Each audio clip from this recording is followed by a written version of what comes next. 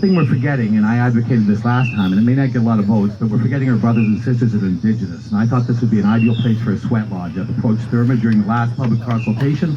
Some people like Mr. Matlow that should have been there said he's against this, wasn't there at the first public consultation. You got to call it what it is. We're here to talk about the island. You can stop this through permits. There are some people I agree with here, but ultimately this is Treaty 13. What I'd like to do is use permits to stop all movement in the city, stop the clock ticking. In the meantime, I don't think we can afford new parks. You're 1.6 billion short. People forget to tell you that. So then I would just get fined money and force them to give you money. I have a plan for that through permits. Fill the OMB with enough things, it'll take 40 years, they'll start talking to you. Don't get anyone a demolition permit, play hardball. No party affiliation anymore. If you're a Torontonian, you're my party. Thank you. I think one thing I want to point out to everybody here is there was something in the last public consultation that was very important from the facilitator that they said, and you got to remember this, and everyone back here that hasn't mentioned it, there's two people that did come, that council has final approval authority. So that means if every councillor votes no, this will stop.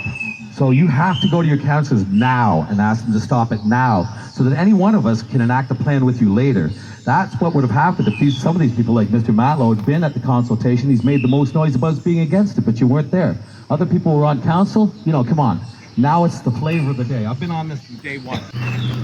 The key thing if you're running for mayor is to listen carefully. So you said with the budget we have, you're already 1.6 billion short. So the point is we have to really listen carefully. Like I said last time, final approval authority, city council. Budget we have. There's not enough budget to do that much more except maintain what you got. The next 4 years, anyone will be challenged to get a lot done.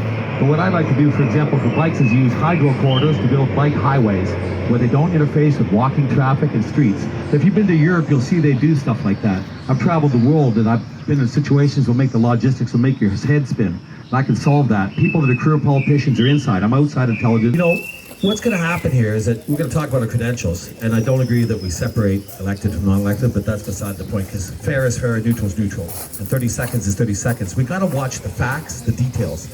So going back to this island, right, it has to be blocked by city council, and if every council votes against this, that's it. Now, I get these attitudes from running free enterprise in China, England, setting up factories. I'm a problem solver. I've got a patent in 27 countries.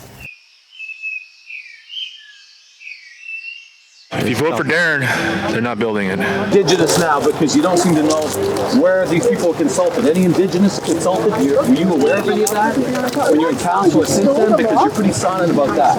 And that really bothers me because there should be a sweat lodge here. And apparently they did consult. Do you know who they consulted as urban Indigenous? Because you should know. You were a councillor, you're informed. Do you know anything about that? So let me ask you, I'd love to learn from you. If you'd ever like to share your ideas, if you have suggestions about what you consider. Well, the city needs to consider it, but the thing is, you talked about it, the thing is, these people are really important. What's your name? My name is Darren Atkins. Darren, pleasure to meet you. Yeah, there's some Atkins places around, you know what I'm saying? For real. And the bottom line is, I know what happened before. They knew this well in advance, and they shut him down. That election, this didn't even have to happen. Were you aware of that? You know, I can inform you. Give me a ring and I'll inform you. I would like to see this land be more accessible to everybody, but more inclusively to Indigenous people. It'd be nice to see some type of healing lodge out here, maybe community hub where we could come and have on-the-land ceremonies. So whether it's a sweat lodge or fasting or whatever it is we want to do, it'd be nice to have access to this waterfront. This island is man-made land. It wasn't covered in Treaty 13. Okay. Technically, the province has no right to be on it. It's got ahead because there's so many people splitting the vote. You might only need 80 to 120,000.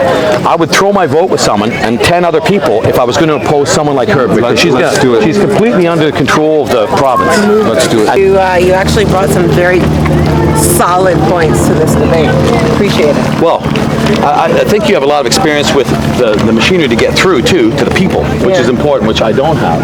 So I'd consider voting for you. Can I get your card? Because yeah, I'll take one of yours. Yeah. I think too. I think there's at the end of the day, there's going to be a lot of great ideas that come through these channels. Some not so great, but I think if we're able to follow up on some of the good ones, especially you were solid today.